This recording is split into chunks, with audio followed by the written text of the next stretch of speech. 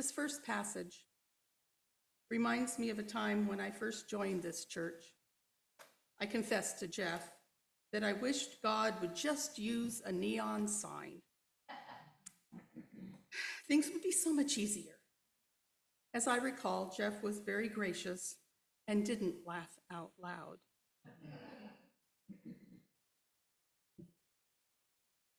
We know that the whole creation has been groaning in labor pains until now, and not only the creation, but we ourselves, who have the first fruits of the Spirit, groan inwardly while we wait for adoption, the redemption of our bodies.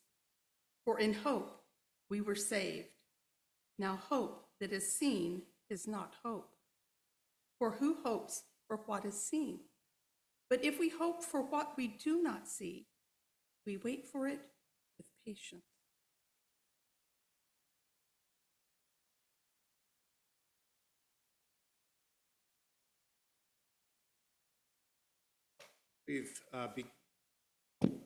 We've begun a new worship series today called Imagine Together. And one of the things that's going to feature are some imaginings each week during the season. And today we get some recorded imaginings from Marilyn Singer. Hello, everybody.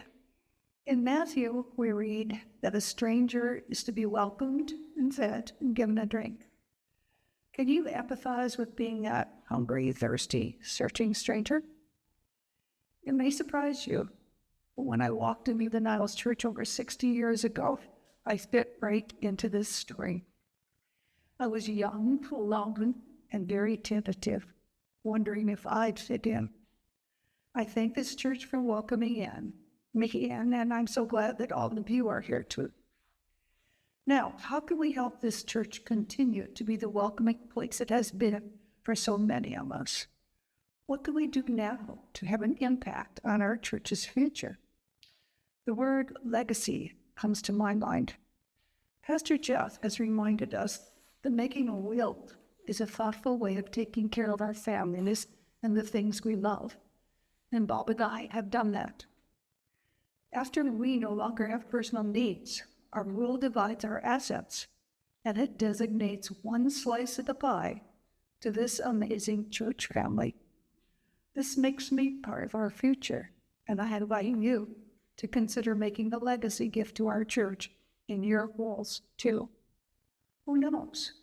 Next week or years from now, another person tentatively looking for a church home will walk in the door, looking for love in just the right place.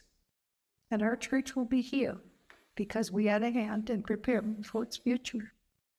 I hope you'll join our group of legacy givers in putting a small slice of pie in your group for the future of this amazing church. It's a very good feeling. Thank you. The second lesson we read during Bible study and had a wonderful conversation, went into some very deep subjects, which I will not go into here because this is already long enough. And the one thing that I did say is I love the passage because it's very poetic. The wilderness and the dry land shall be glad, the desert shall rejoice and blossom. Like the crocus, it shall blossom abundantly and rejoice with joy and singing. The glory of Lebanon shall be given to it, the majesty of Carmel and Sharon. They shall see the glory of the Lord, the majesty of our God. Strengthen the weak hands and make firm the feeble knees. Say to those who are of a fearful heart, be strong, do not fear. Here is your God. He will come with vengeance, with terrible recompense. He will come and save you. Then the eyes of the blind shall be opened, and the ears of the deaf unstopped, and the lame shall leap like deer, and the tongue of the speechless sing for joy. For water shall break forth in the wilderness, and streams in the desert. The burning sand shall become a pool, and the thirsty ground springs of water. The haunt of jackals shall become a swamp. The grass shall become reeds and rushes. A highway shall be there, and it shall be called the Holy Way. The unclean shall not travel on it, but it shall be for God's people. No traveler, not even fools, shall go astray. No lion shall be there, nor shall any ravenous beast come upon it. They shall not be found there, but the redeemed shall walk there. And the ransomed of the Lord shall return and come to Zion with singing. Everlasting joy shall be upon their heads. They shall obtain joy and gladness, and sorrow and sighing shall flee away.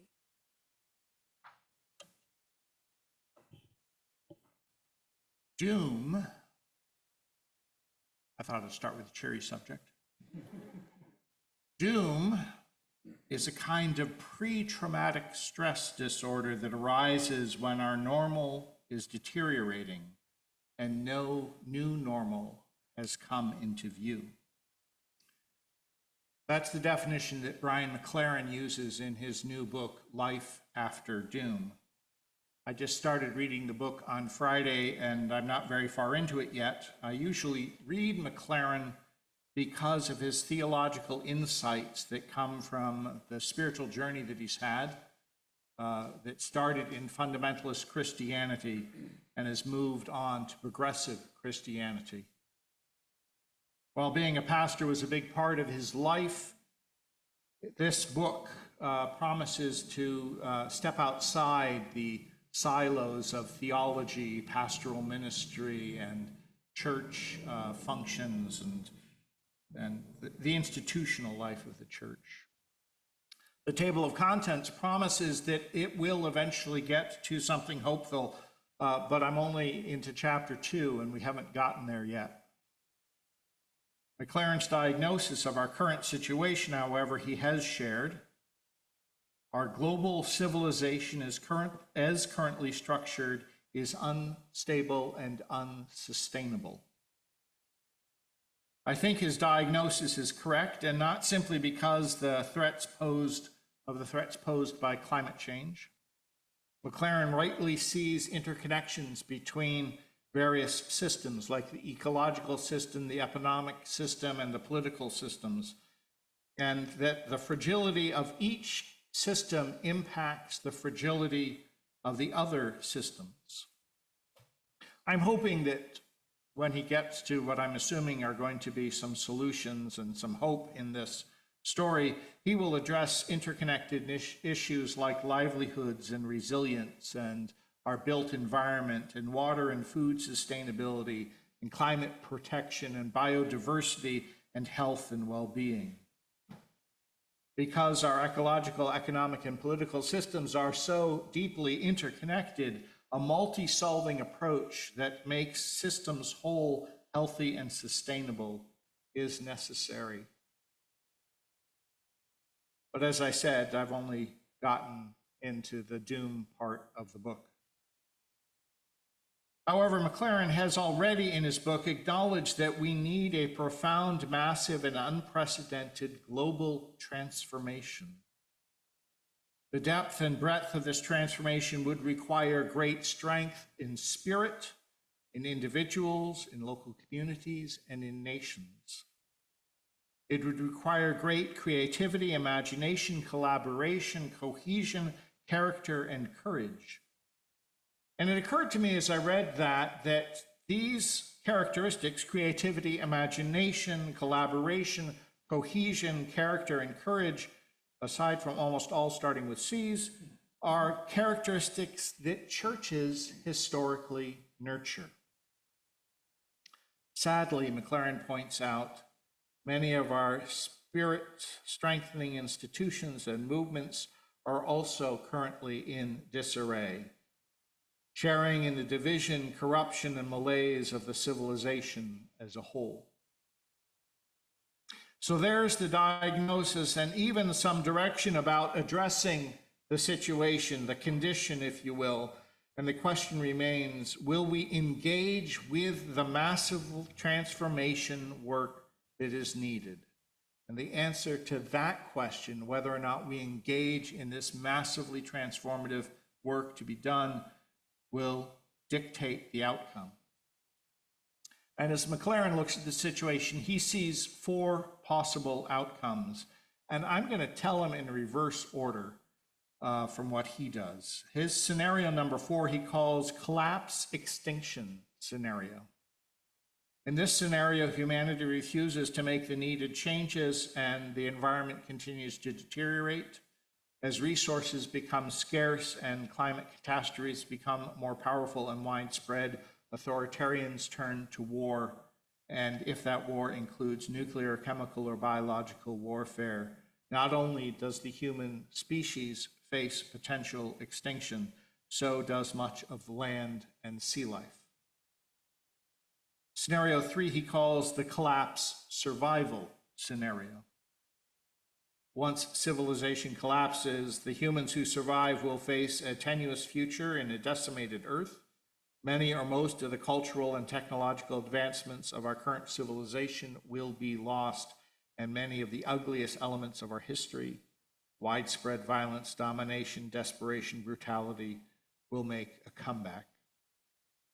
Because the industrial capitalist civilization has collapsed, life will resemble pre-industrial, pre-modern ways of life. Scenario 2, he calls the collapse rebirth scenario. He sees this scenario happening in our if our civilization does not respond with sufficient urgency, unity, and wisdom to restabilize our environment and to live within environmental limits. This will cause institutions to collapse. McLaren hopes that some number of people will be able to regroup in the severely destabilized global ecosystem and rebuild new communities in various locations, retaining some elements of our current civilization. Hopefully they will gain wisdom from the collapse of civilization and they will rebuild a new consciousness, spirituality, and value system that will begin a new chapter in the story of our species. Hopefully you've noticed these bad news are getting at least a little bit better. Scenario 1, he calls collapse avoidance scenario. In this scenario, humanity faces the reality of continued destabilization of civilization that comes with the destabilization of the environment. In this scenario, we wake up and respond with sufficient urgency, unity, and wisdom to transform our civilization and learn to live within environmental limits, thus avoiding collapse. However, McLaren thinks that if this scenario is the one we choose, the needed transformation process will be long, difficult, and messy, and we will face many turbulent decades or even centuries before we reach a new, stable normal. I find it too depressing to talk about these scenarios in the order he presented them because they keep getting worse and worse. I needed a trajectory that moved more towards the hopeful. I need to go from the worst case scenario to the least bad case scenario. Moving in that direction from horrible to least bad heads in a hopeful direction. And strangely, the same thing is happening in Isaiah, right where we got our reading today. We heard from chapter 35, and chapters 34 and 35 together comprise one of the hinges that bind the book of Isaiah together. Chapter 34 describes devastation, particularly for God's enemies. This devastation is both social and environmental. The heavens disappear, the land is ruined, streams and soils are poisoned. The only animals present are animals that I associate with animals that eat carrion. The plants are fruitless. The quote from Isaiah 34, "The streams of Edom shall turn into pitch and her soil into sulfur. Her land shall become burning pitch. Night and day it shall not be quenched. Its smoke shall go up forever. From generation to generation it shall lie waste. No one shall pass through it forever and ever." Thorns shall grow over its strongholds, nettles and thistles in its fortresses. It shall be the haunt of jackals, an abode of ostriches. Wild cats shall meet with hyenas. Goat demons shall call to each other. Pretty bleak. And it's a vivid portrait of environmental disaster. The big difference between Isaiah 34 and Brian McLaren's descriptions of the environmental devastation is that in Isaiah, the devastation is to a rival nation. And in McLaren, the devastation is global. Isaiah 35 is a marked contrast to Isaiah 34. The wilderness and the dry land shall be glad. The desert shall rejoice and blossom. Like the crocus, it shall blossom abundantly and rejoice with joy and singing. The glory of Lebanon shall be given to it, the majesty of Carmel and Sharon. They shall see the glory of the Lord, the majesty of our God. 3 Hebrew synonyms, which are translated wilderness, dry land, and desert, are described anthropomorphically. Is that a word? Yeah, okay. Anthropomorphically, because they are glad and they rejoice. Dryness is presupposed. Its reversal is announced. Water is not yet mentioned, but already present in the land's flowering. The focus shifts back and forth in this passage between the environment and human society. Attention shifts in verse 3 to the humans. Weakness of limb and faint heart are presupposed, and the prophet announces that strength is coming and healing is imminent. Eyes are opened, ears are unstopped. The lame shall leap, the speechless shall sing. And in the same breath, the prophet shifts back to the environment, speaking of the waters breaking forth into the wilderness and streams into the desert. It is as if the healing of humanity and the healing of the environment are interconnected, which of course they are. It is easy and perhaps common to read Isaiah 34 and 35 as if reversal of fortune is guaranteed. But I think that is a misreading of these chapters. Rather than guaranteed, the healing of the earth and of humanity is presented as a possibility, one of several possible scenarios. In addition to giving us hope, Isaiah 35 reminds us that human life depends entirely on the habitable landscape. Where the desert encroaches, famine follows. Where water is found, people settle. And of course, the reverse is true. Human action can help impede and promote environmental health. The Sierra, the world's largest hot desert, now covers 10% more land than it did a century ago, due to both human-caused climate change and to deforestation and poor agricultural practices.